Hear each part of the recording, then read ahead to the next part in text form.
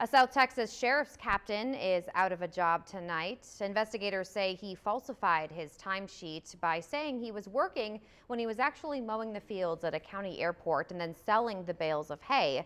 Jose Carlos Garza must surrender his peace officer's license as part of a pretrial diversion program.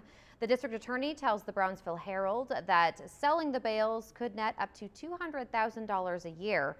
Investigators say Garza had been with the department for more than 20 years. He now faces up to 2 years in prison if he violates terms of that diversion program.